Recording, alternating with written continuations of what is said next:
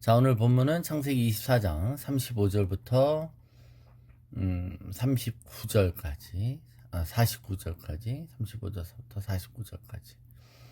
네. 여호와께서 나의 주인에게 크게 복을 주시어 창성하게 하시되 소와 양과 은금과 종들과 낙타와 나귀를 그에게 주셨고, 나의 주인의 아내 사라가 노년에 나의 주인에게 아들을 낳음에 주인이 그의 모든 소유를 그 아들에게 주었나이다. 나는 주인이 나에게 맹세하게 하여 이르되 너는 내 아들을 위하여 내가 사는 땅 가나안 족속의 딸들 중에서 아내를 택하지 말고 내 아버지의 집 내 족속에게로 가서 내 아들을 위하여 아내를 택하라 하시기로, 내가 내 주인에게 여쭈되 혹 여자가 나를 따르지 아니하면 어찌하리까 한즉, 주인이 내게 이르되 내가 섬기는 여호와께서 그의 사자를 너와 함께 보내어 내게 평탄한 길을 주시리니 너는 내 족속 중 내 아버지 집에서 내 아들을 위하여 아내를 택할 것이니라. 네가 내 족속에게 이를 때에는 네가 내 맹세와 상관없으리라. 만일 그들이 내게 주지 아니할지라도 네가 내 맹세와 상관이 없으리라 하시기로, 내가 오늘 우물에 이르러 말하기를 내 주인 아브라함의 하나님 여호와여, 만일 내가 행하는 길에 형통함을 주실진데 내가 이 물 곁에 서 있다가 젊은 여자가 물을 기르러 오거든 내가 그에게 청하기를 너는 물동이의 물을 내게 조금 마시게 하라 하여, 그의 대답이 당신은 마시라 내가 또 당신의 낙타를 위하여 또 기르리라 하면, 그 여자는 여호와께서 내 주인의 아들을 위하여 정하여 주신 자가 되리이다 하며, 내가 마음속으로 말하기를 마치기도 전에 리브가가 물동이를 어깨에 메고 나와서 우물로 내려와 기로 내가 그에게 이르기를 청하던 건데 내게 마시라 하라 한즉, 그가 급히 물동이를 어깨에서 내리며 이르되 마시라 내가 당신의 낙타에게도 마시게 하리라 하기로, 내가 마심에 그가 또 낙타에게도 마시게 한지라. 내가 그에게 묻기를 네가 네 딸이냐 한즉 이르되 밀가가 나홀에게서 나온 부대의 딸이라 하기로, 내가 코고리를 그 코에 꿰고 손목고리를 그 손에 끼우고, 내 주인 아브라함의 하나님 여호와께서 나를 바른 길로 인도하사 나의 주인의 동생의 딸을 그의 아들을 위하여 택하게 하셨으므로 내가 머리를 숙여 그에게 경배하고 찬송하였나이다.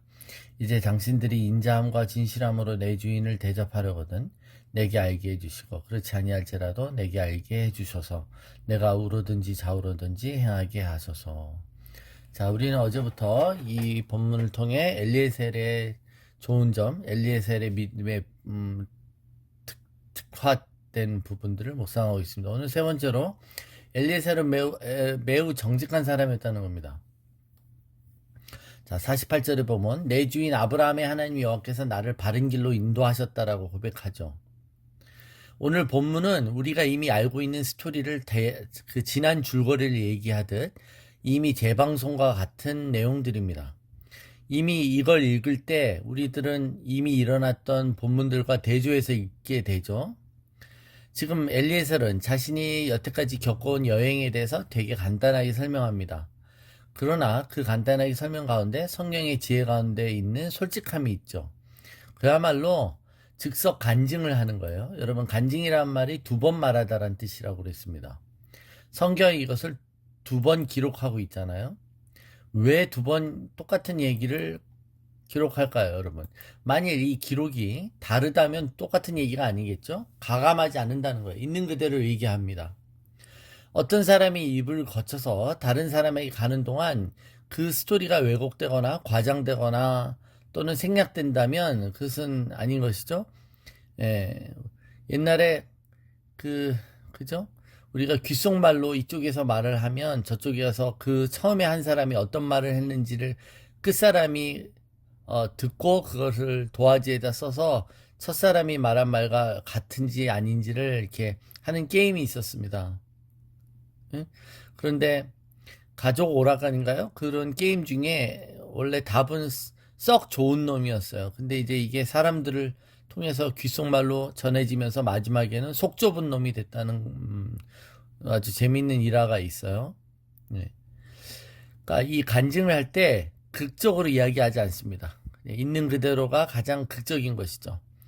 나오는 등장인물을 영웅화하거나 미화하거나 가장하지 않습니다. 그리고 언제나 이 간증의 주어가 있잖아요. 주어는 바로 하나님이셨어요. 하나님이 하셨고 하나님이 이루셨고 나는 그 하나님에 대해서 찬송할 뿐이라고, 이 간증에 있는 가장 핵심적인 요소들을 엘리에셀은 빠트림없이 얘기하고 있습니다. 그죠? 그러니까 두 번 기록했다는 것 자체가 이 일을 고백하는 거 행하는 자가 정직했다는 걸 얘기하는 겁니다. 예. 그러니까 우리는 있는 그대로 얘기하는 것이잖아요. 있는 그대로 말하는 게 겸손이고 있는 그대로를 얘기하는 게 바로 믿음인 것이죠. 자, 그 다음 오늘 49절을 보면 자기의 모든 스토리를 다 한 후에 이 리브가의 집안 사람들 앞에 결단을 촉구합니다. 49절에 이제 당신들이 인자함과 진실함으로 내 주인을 대접하려거든 내게 알게 해주시고 그렇지 아니할지라도 내게 알게 해주셔서 내가 우로든지 좌우로든지 행하게 하옵소서. 자, 이 가족에게 양당 간에 결단을 하라고 어떻게 보면 통첩을 하는 것이죠. 결단을 하라고 재촉하는 것 같습니다. 지금까지 자신이 한 간증과 이야기가 당신들에게 무슨 의미가 있는지 한번 바로 적용하라는 거예요. 지금 엘리에셀이 여태까지 하나님의 극적인 인도하심 통해 리브가를 만난 얘기를 딱 듣고 나서 좋은 얘기인데 극적이야, 재밌었어. 그러나 그냥 그걸 갖고 나한테 적용하지 않으면 그게 과연 나의 삶에 무슨 의미가 있는지를 적용하지 않으면 그건 남의 이야기한 것이죠. 남들이 경험하는 기적의 얘기인 거고 나한테는 별로 기적을 안 닿을 것 같잖아요. 예. 어머 놀라워라, 하나님이 그렇게 놀랍게 인도하셨네요.